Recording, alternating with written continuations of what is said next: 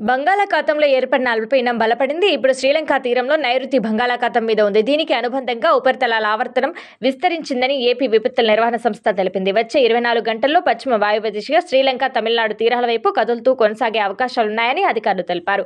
ఇవాళ ప్రకాశం, కడప, తిరుపతి, చిత్తూరు, కర్నూలు, అన్నమయ్య, నెల్లూరు, నంద్యాల, అనంతపురం, శ్రీ సత్యసాయి జిల్లాలో కొన్ని చోట్ల తేలికపాటి నుంచి మోస్తారు వర్షాలు పడే అవకాశం ఉన్నట్లు అధికారులు తెలిపారు.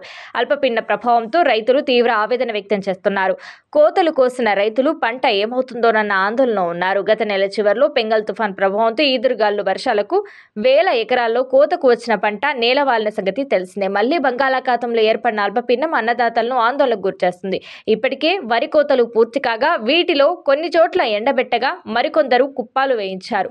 మళ్లీ వర్షాలు కురుస్తాయని అధికారులు ప్రకటించడంతో రైతులు ఆందోళన పడుతున్నారు. రైతులు తమ పంటను కాపాడుకునేందుకు సతమతమవుతున్నారు. రాష్ట్రంలో వరి కోతలు కోసిన రైతులు రోడ్డు పక్కన పోసిన ధాన్యాన్ని గుట్టలుగా పోసి తడవకుండా పట్టాలు కప్పి రక్షించుకుంటున్నారు. ప్రభుత్వం ఏర్పాటు చేసిన కొనుగోలు కేంద్రాల్లో తేమ శాతం నిబంధనలు ఉండటంతో రైతులు రోడ్లు, ఖాళీ ప్రదేశాల్లో పట్టాలపై ధాన్యాన్ని ఆరబెట్టారు. 2 రోజుల పాటు వర్షాలు కురుస్తాయనే అనుమానంతో రైతులు ధాన్యాన్ని జాగ్రత్త చేసుకునేందుకు నానా కష్టాలు పడుతున్నారు.